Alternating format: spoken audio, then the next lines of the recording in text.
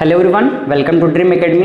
तो आज हम सॉल्यूशन चैप्टर में हेनरीज लॉ पे कुछ न्यूमेरिकल सॉल्व करने वाले हैं। तो मैं आपके लिए कुछ न्यूमेरिकल्स लेकर आया हूँ। चलिए इन्हें वन बाय वन सॉल्व करते हैं। क्वेश्चन नंबर फर्स्ट रीड करता हूँ मैं। If N2 gas is bubbled through water at 293 kelvin, how many millimoles of N2 gas would dissolve in 1 liter of water? Assume that N2 exert a partial pressure of 0.987 bar. Given that Henry's law constant for N2 at 298 Kelvin is 76.48 किलोबार। आपको question में बोला गया है कि water में N2 gas dissolve है जिससे bubble का फॉर्मेशन हो रहा है। तो बताइए उस 1 लीटर ऑफ वाटर में कितने number of millimoles nitrogen gas के प्रेजेंट है। आपको नंबर ऑफ मोल्स मिलीमोल्स में कैलकुलेट करना है। मिली का मतलब है 10⁻³ और आपको क्या गिवन है, नाइट्रोजन गैस का पार्शियल प्रेशर गिवन है 0.987 बार। फिर आपको गिवन है हेनरी कांस्टेंट नाइट्रोजन गैस के लिए 76.48 किलो बार। किलो का मतलब 1000 या फिर लिख सकते हैं 10⁻³। तो चलिए जो जो चीज़ें हमको गिवन है और जो हमको कैलकुलेट करनी है उनमें किस तरह से रिलेशन है और इसे किस तरह से कैलकुलेट करते हैं, सारी चीज़ें वन बाय वन समझते हैं। आपका फोकस पूरा कंसेप्ट पे होना चाहिए, कैलकुलेशन तो आप कर ही लेंगे। चलिए देखिए इस क्वेश्चन में हमको क्या गिवन है। इस क्वेश्चन में हमारे पास दो कंपोनेंट है जो डिजॉल्व है। फर्स्ट है N2 गैस जो किस में डिजॉल्व है, वाटर में। यहां पर वाटर का क्वांटिटी कितना है, 1 लीटर। अब देखिए इस क्वेश्चन में पूछा क्या गया है, नाइट्रोजन गैस का नंबर ऑफ मोल्स आपको कैलकुलेट करनी है। आपको कैलकुलेट करनी है इस नाइट्रोजन गैस का नंबर ऑफ मोल्स, जिसे मैं लिख सकता हूं N ऑफ N2। तो ये आपको कैलकुलेट करना है। तो इसका यूनिट होता है मोल, बट आपको कैलकुलेट करना है मिली मोल्स में। ठीक है, मिली मोल्स में। मिली मोल्स में कैलकुलेट करने का मतलब आपको समझ आ गया होगा, ये नाइट्रोजन गैस सॉल्यूट है और इसकी क्वांटिटी काफ़ी कम होती है, इसीलिए हमको मिली मोल्स में कैलकुलेट करना है।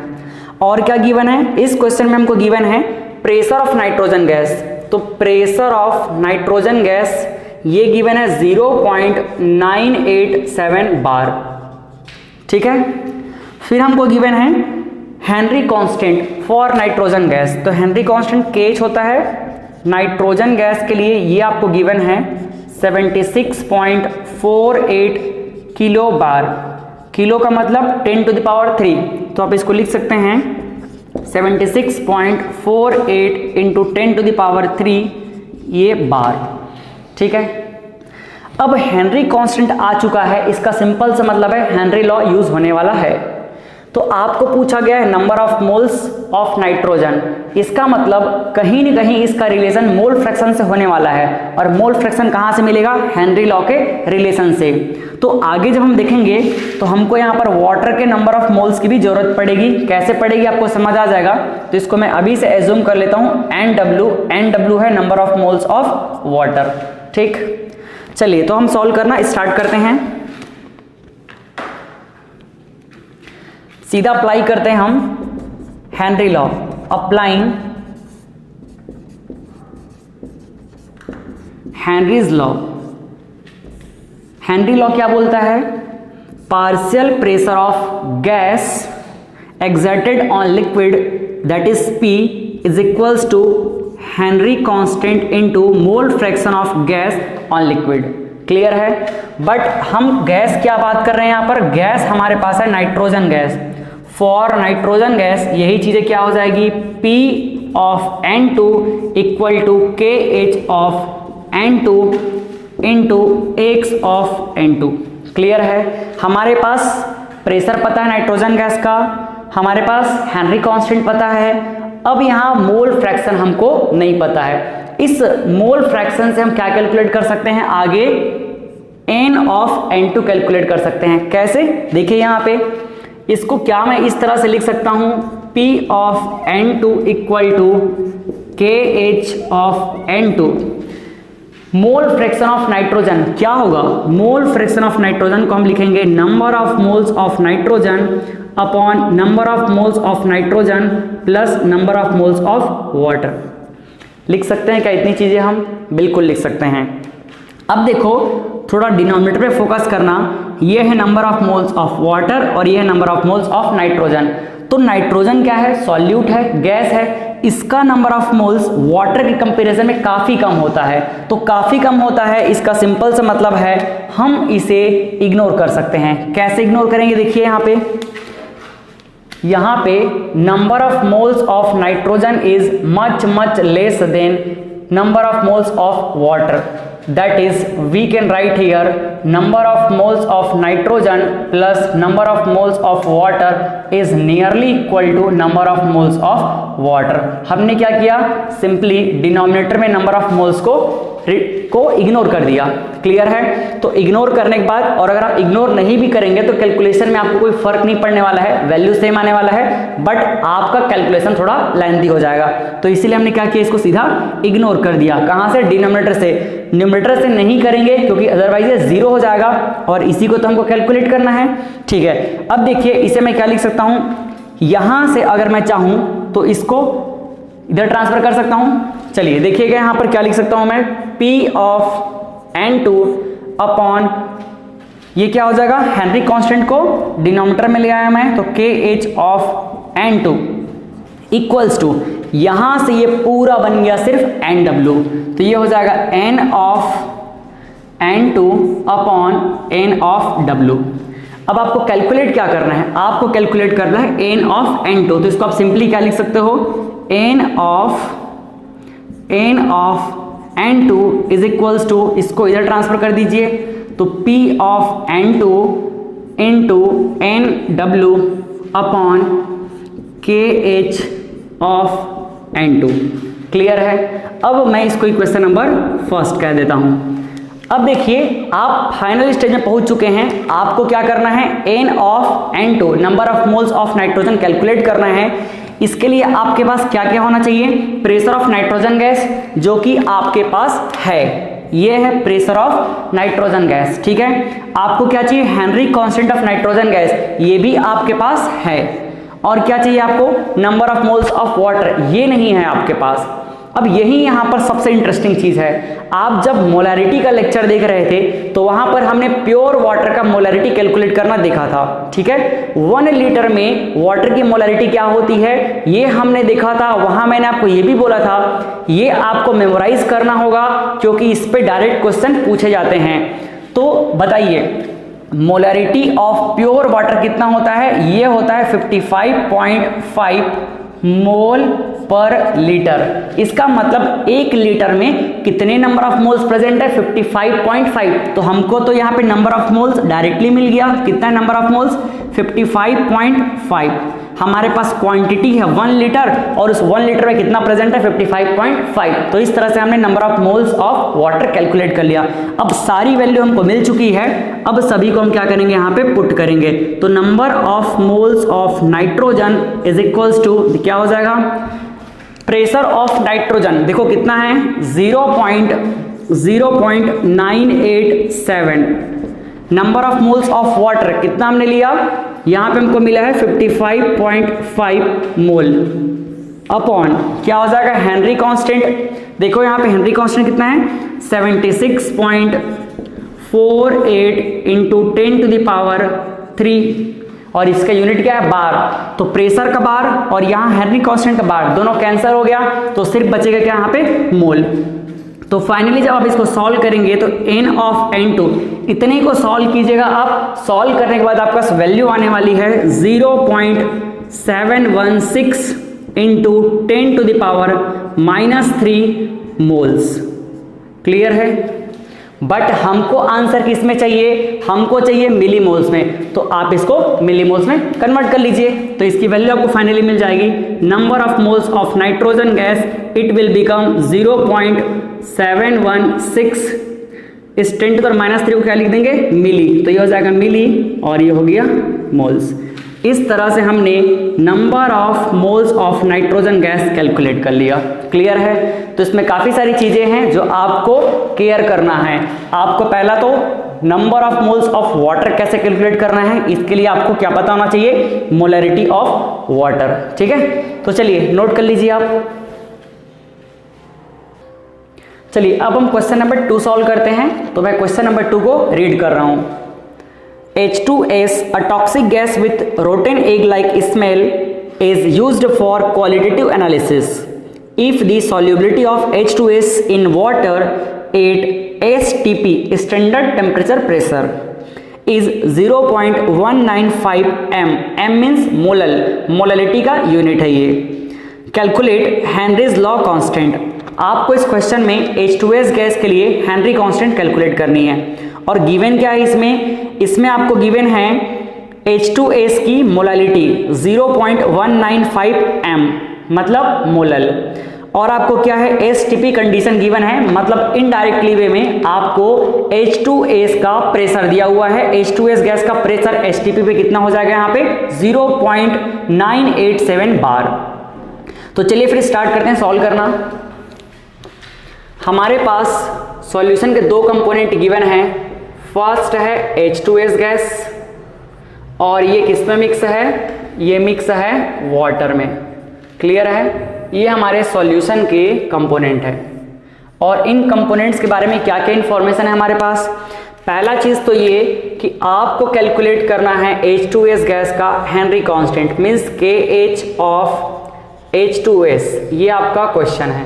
क्लियर है? और आपको गिवन क्या है, आपको गिवन है इस H2S की मोलैलिटी। सो मोलैलिटी क्या हो जाएगी इसकी, मोलैलिटी जिसे हम स्मॉल m से रिप्रेजेंट करते हैं, molality small m equal to आपको गिवन है 0.195 m। m का मतलब होता है मोलल, तो मोलल को हम और क्या लिख सकते हैं, स्मॉल m इक्वल टू हो जाएगा 0.195, ये हो जाएगा मोल पर केजी। ठीक है? मोलैलिटी का फॉर्मूला क्या होता है, number of moles upon weight of solvent. तो ये हो गया मोल पर केजी। इसका मतलब आपको इनडायरेक्टली वे में यहाँ पर H2S गैस का नंबर ऑफ मोल्स गिवन है। 1 kg में H2S के कितने नंबर ऑफ मोल्स प्रेजेंट है, 0.195। मीन्स यहाँ पे हो जाएगा number of moles of H2S equal to 0.195 moles. ठीक है? ये आपको आगे यूज होने वाला है। क्लियर है? तो यहां मोलैलिटी से हमने क्या निकाल लिया, number of moles of H2S gas. Clear है? अब हमको कैलकुलेट करना है हेनरी कांस्टेंट, मतलब हेनरी लॉ का हमको यूज करना पड़ेगा। तो चलिए H2S गैस के लिए हेनरी लॉ अप्लाई करते हैं। अप्लाइंग हेनरीज लॉ किसके लिए, for H2S gas, for H2S gas. तो H2S गैस के लिए क्या हो जाएगा, हेनरी लॉ। H2S गैस के लिए हेनरी लॉ हो जाएगा, यहां देखो मैं लिखता हूं, pressure of H2S gas equal to Henry constant for H2S into mole fraction of H2S। ये मैंने दे दिया इक्वेशन नंबर फर्स्ट। तो आपको कैलकुलेट करना है यही हेनरी कांस्टेंट, ये आपको कैलकुलेट करना है। इसके लिए आपको चाहिए प्रेशर ऑफ H2S और आपको चाहिए मोल फ्रैक्शन ऑफ H2S। तो दोनों चीज आपके पास होनी चाहिए तभी आप कैलकुलेट कर पाएंगे। तो पहले हम बात करते हैं प्रेशर ऑफ H2S की। देखिए यहां पे फर्स्ट अगर हम बात करें प्रेशर, तो 8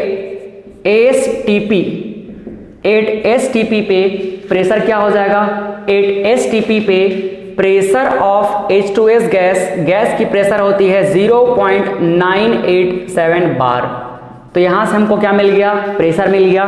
चलिए प्रेशर तो हमको मिल गया। अब x ऑफ H2S कैसे कैलकुलेट करेंगे, सो x of H2S, mole fraction of H2S हो जाएगा number of moles of H2S upon number of moles of H2S plus दूसरा कंपोनेंट क्या है, वाटर, तो number of moles of water. अब आपको ये पता है कि यहाँ पर जो सॉल्वेंट है वाटर, उसके कंपैरिजन में number of moles of solute that is H2S much less than होगा। क्लियर है? ये जो HTS है काफी कम होगा, तो यहाँ पे हम क्या कर सकते हैं, N of H2S is much less than N of water.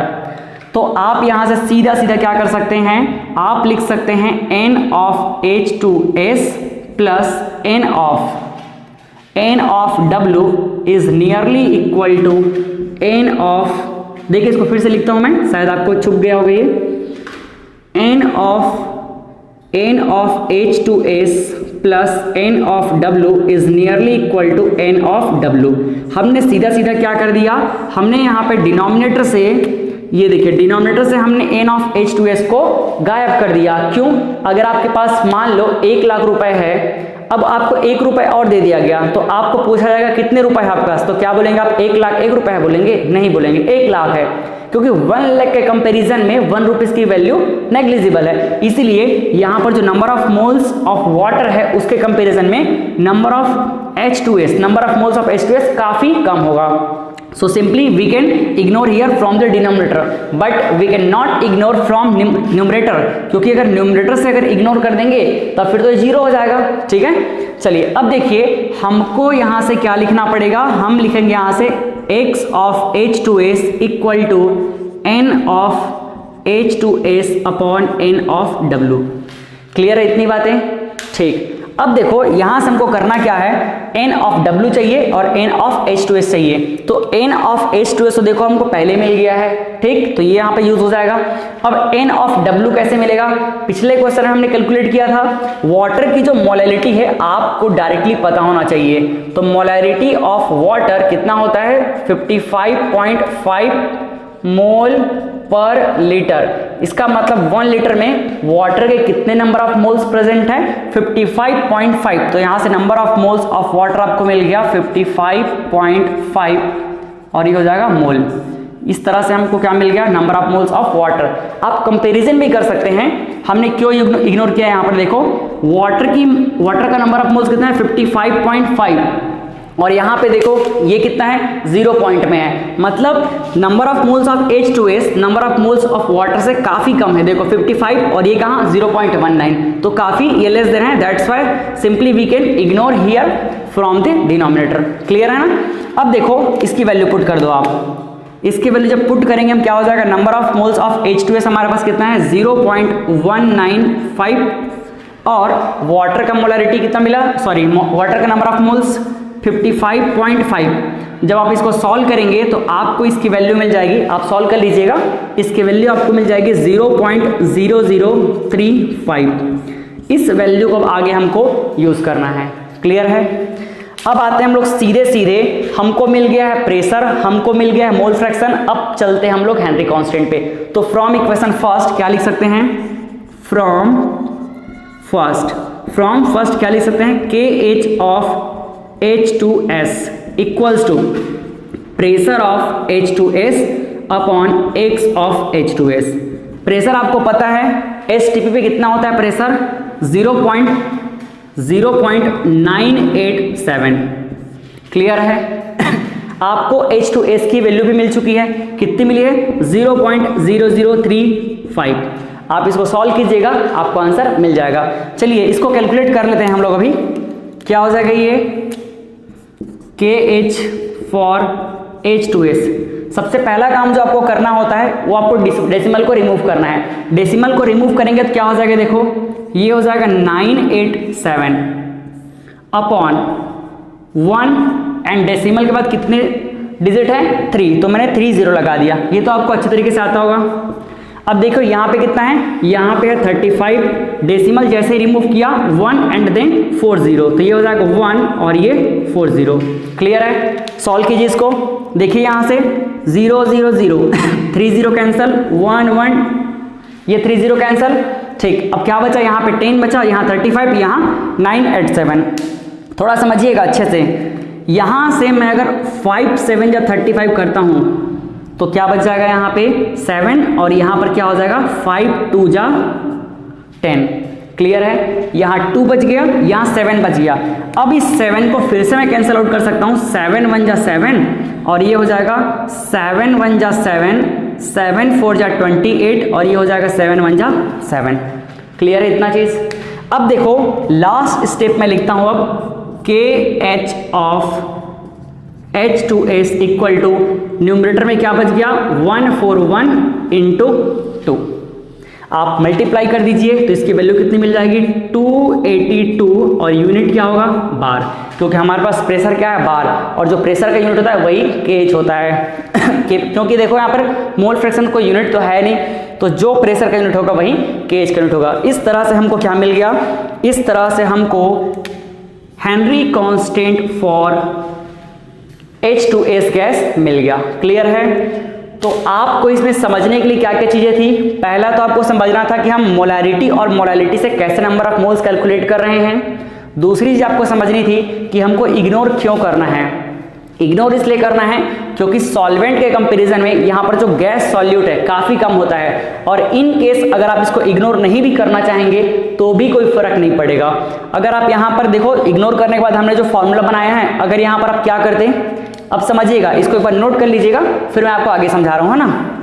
देखिए अगर आप इग्नोर नहीं करते हैं तो यहाँ पर क्या हो जाता, इग्नोर नहीं करते तो इसकी वैल्यू हो जाती n of H2S। n of H2S कितना होता, n ऑफ H2S होता जो पहले से गिवन है 0.195 और यहाँ पे कितना होता 0.195 प्लस n ऑफ W कितना मिल गया हमको 55, तो 55.5। जब आप इसको कैलकुलेट करेंगे तो राउंड फिगर में इतना ही वैल्यू आएगा और 35 के बाद के डिजिट में कुछ चेंजेस होंगे, तो हमको तो यहाँ पर डेसिमल के बाद 3 या 4 डिजिट तक ही रखने हैं, बाकी से हमको कोई मतलब नहीं। तो अगर आप इस तरह से कंप्लीट सॉल्व करते हैं तो आपका कैलकुलेशन बस लेंथी होगा, आपको वैल्यू वही मिलेगी।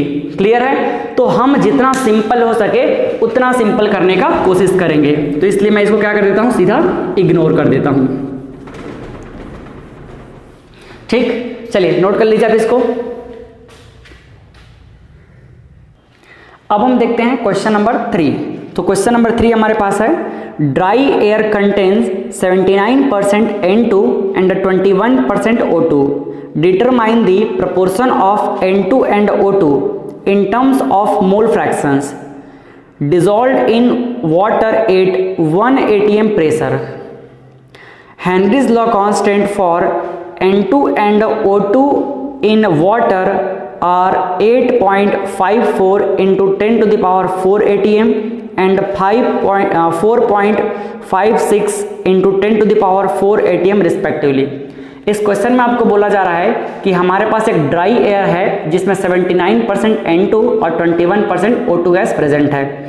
जब हम इसको वाटर में डिसॉल्व करेंगे तो आपको इन दोनों गैस के मोल फ्रैक्शन का प्रपोर्शन या फिर रेशियो कैलकुलेट करना है। और क्या गिवन है आपको दोनों गैस के लिए, हेनरी लॉ कांस्टेंट गिवन है जब वाटर में डिसॉल्व करेंगे तो। N2 गैस के लिए आपको गिवन है 8.54 into 10 to the power 4 atm। Oxygen gas के लिए गिवन है 4.56 into 10 to the power 4 atm। और एक और खास चीज गिवन है, आपको ड्राई एयर का प्रेशर गिवन है 1 atm। क्लियर है। चलिए सारी चीजों को समझते हैं। हमारे पास क्या है, एक ड्राई एयर है, ये है ड्राई एयर। इस ड्राई एयर को हम क्या करना चाहते हैं, वाटर में डिसॉल्व करना चाहते हैं, जो किससे मिलके बना है 79% of N2 and 21% of O2 gas से मिलके बना है। ठीक है, चलिए देखिए इसको मैंने इस तरह से पैक कर लिया। ये हमारे पास सॉल्यूशन का कंपोनेंट होगा। अब देखिए यहाँ पर जो नाइट्रोजन गैस है इसके लिए हमको हेनरी कांस्टेंट कितना गिवन है, इसके लिए हमारे पास KH ऑफ N2 गिवन है। कितना गिवन है, KH ऑफ N2 गिवन है हमारे पास 8.54 into 10 to the power 4 atm। ये हमारे पास KH की वैल्यू। अब अगर हम KH ऑफ N2 की बात करें तो ये हमारे पास कितना गिवन है, KH ऑफ N2 हमारे पास गिवन है 4.56 into 10 to the power 4 atm। यहाँ पर प्रेशर का यूनिट क्या है, एटीएम में है। क्लियर है, इतनी चीजें हमको गिवन है। और हमको क्या गिवन है, और हमको गिवन है इस ड्राई एयर का प्रेशर गिवन है। इसका टोटल प्रेशर कितना गिवन है, प्रेशर गिवन है इसका P इक्वल्स टू 1 atm। तो अगर आपके पास इस ड्राई एयर का प्रेशर पता है तो इसके दोनों कंपोनेंट का प्रेशर कैलकुलेट कर सकते हैं क्या, बिल्कुल कर सकते हैं। कैसे कैलकुलेट करेंगे, देखिए यहाँ पे हमको पता है अगर 100% ड्राई एयर है तो उसका 79% क्या है, नाइट्रोजन, और 21% क्या है, O2। तो ये अगर 100% प्रेशर है ड्राई एयर का तो इसका 79% प्रेशर नाइट्रोजन की वजह से होगा और 21% प्रेशर O2 गैस की वजह से होगा। मतलब यहाँ पे अगर मैं बात करूँ प्रेशर ऑफ नाइट्रोजन गैस तो ये कितना हो जाएगा, 79% के लिए हमने क्या लिख दिया, अपॉन 100, और इनटू टोटल प्रेशर कितना है, 1 atm।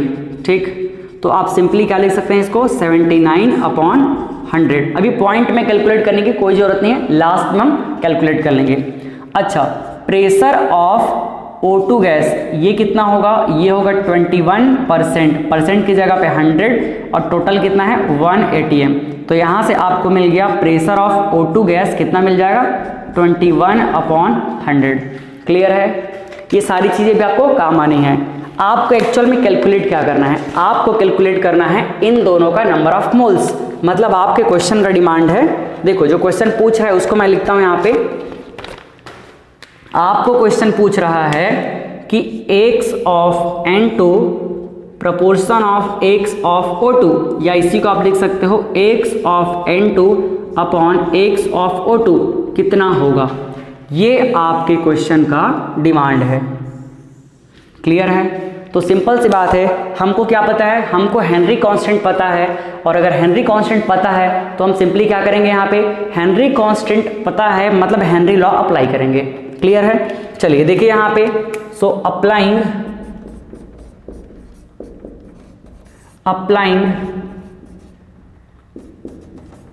Henry's law.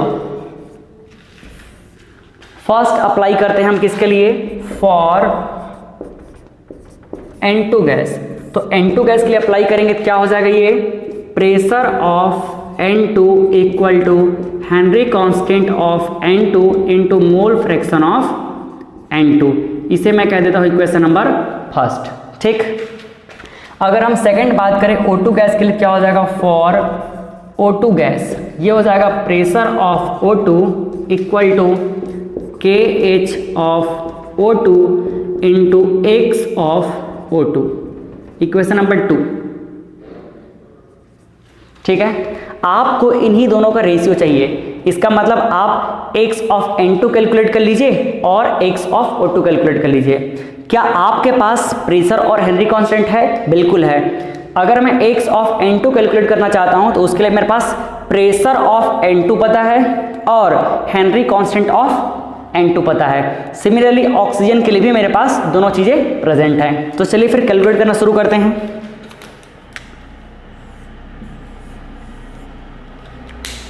फर्स्ट अगर हम बात करें फ्रॉम इक्वेशन नंबर फर्स्ट से, तो फ्रॉम इक्वेशन फर्स्ट से देखिए हमारे पास इक्वेशन क्या बनने वाला है, ये बनने वाला है mole fraction of N2 equals to pressure of N2 upon ये हो जाएगा Henry constant of N2।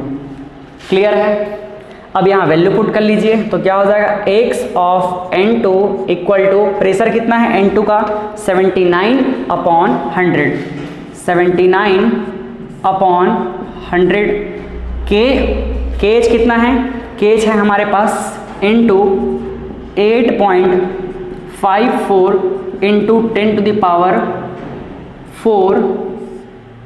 ATM। ठीक, यहाँ प्रेशर का यूनिट भी ATM, तो ATM और ATM क्या हो जाएगा, कैंसल। तो आपके पास फाइनली वैल्यू मिल जाएगी। जब आप इसको कैलकुलेट करेंगे तो आपके पास वैल्यू आने वाला है x ऑफ N2 का, ये होगा 9.25 इंटू 10⁻⁻⁶। ठीक है, ये आपके पास वैल्यू आने वाली है। इसको मैं इक्वेशन नंबर 3 कह सकता हूँ। आप कैलकुलेट कर लीजिएगा, आपको ये वैल्यू मिल जाएगी। सिमिलरली हमको चाहिए x ऑफ O2, तो कहाँ से देखेंगे, फ्रॉम इक्वेशन नंबर 2 से। तो फ्रॉम इक्वेशन नंबर 2 से देखो क्या बन जाएगा, ये x of O2 equal to हो जाएगा pressure of O2 upon Henry constant of O2। ठीक है, चलिए वैल्यू पुट कर लें अब। तो x of O2 equal to pressure of O2 कितना है हमारे पास 21 अपॉन 100, किसमें है, और ये ATM, ये भी किसमें है, ATM। तो यहाँ पे देखो ये हो जाएगा 21 अपॉन 100 और नीचे डिनोमिनेटर में क्या लिखना है, हेनरी कांस्टेंट, कितना Henry constant 4.56 into 10 to the power 4। ATM cancel, तो उसको मैं लिखने की जरूरत नहीं समझता हूँ। जब आप इसको सॉल्व करेंगे तो अगेन आपको क्या वैल्यू मिलेगी, x ऑफ O2 की वैल्यू मिल जाएगी और ये वैल्यू होगी 4.60 इंटू 10 टू द पावर -6। इसे मैं इक्वेशन नंबर 4 कह देता हूँ। अब आपके पास दोनों वैल्यू मिल चुकी है, आपको करना क्या है, इनके प्रपोर्शन मिलाना है, इनके रेशियो मिलाना है। तो आपको जो कैलकुलेट करनी है सीधा हम उस पर चलते हैं। Now x of N2 upon x of O2 क्या हो जाएगा, दोनों की वैल्यू पुट कर लीजिए। आपके पास x ऑफ N2 की वैल्यू है 9.25 into 10 to the power -6। x of O2 की वैल्यू कितनी है आपके पास 4.60 इंटू 10 टू द पावर -6। यहाँ से देखो ये पावर -6 कैंसिल, सीधा 10 टू द पावर -6 दोनों में है, कैंसिल हो गया। अब देखिए जब हम 9.25 अपॉन 4.6 करेंगे, इन दोनों को डिवाइड करेंगे तो इसकी जो वैल्यू आएगी ये आएगी 2.010, that is nearly equal to 2। ठीक है, इन दोनों को डिवाइड करने से फाइनल जो वैल्यू आई है उसको हमने राउंड फिगर में 2 ले लिया। अब 2 लेने के बाद अगर हम इसका प्रपोर्शन लिखे तो ये हो जाएगा x of N2 ratio of x of O2 it is 2। अब रेशियो के फॉर्म में लिखना है तो इस 2 के अपॉन में कुछ नहीं है, तो क्या मैं इसको ऐसा लिख सकता हूं, क्या मैं इसको 2/1 लिख सकता हूं, बिल्कुल लिख सकता हूं। तो यहां पर क्या हो जाएगा इसका रेशियो 2:1। क्लियर है, तो फाइनली हमारे पास आंसर क्या आ गया है, proportion of N2 and O2 is 2:1। Clear है, इस तरह से हमने इस क्वेश्चन को कैलकुलेट कर लिया। इस क्वेश्चन में आपको कैलकुलेशन हो सकता है टफ लग रहा होगा, लेकिन कैलकुलेशन सबके लिए टफ होगा। आपके एग्जाम में अगर जो डेटा आएगी उस डेटा के अकॉर्डिंग सबके लिए कैलकुलेशन सेम रहेगा, आपको समझना है इसके कॉन्सेप्ट को। ठीक है, तो किस तरह से हमने सॉल्व किया, हमने ट्राई किया कि कैलकुलेशन लास्ट में जाए और जितना इजी से इजी सके उस तरह से हमने सॉल्व करने का कोशिश किया है। आप चाहते हैं कि इस पे मैं और क्वेश्चन सॉल्व करूं और आपको क्वेश्चन प्रोवाइड करूं तो आप मुझे कमेंट में बताइए। और हाँ, अगर आप हमारे वीडियोस लेक्चर के नोट्स चाहते हैं तो आप हमारे टेलीग्राम चैनल पे भी ज्वाइन कर सकते हैं, जिसका लिंक डिस्क्रिप्शन बॉक्स में गिवन है। तो चलिए फिर आज के लिए इतना ही, और बाकी टॉपिक पे भी हम न्यूमेरिकल सॉल्व करेंगे। Thank you.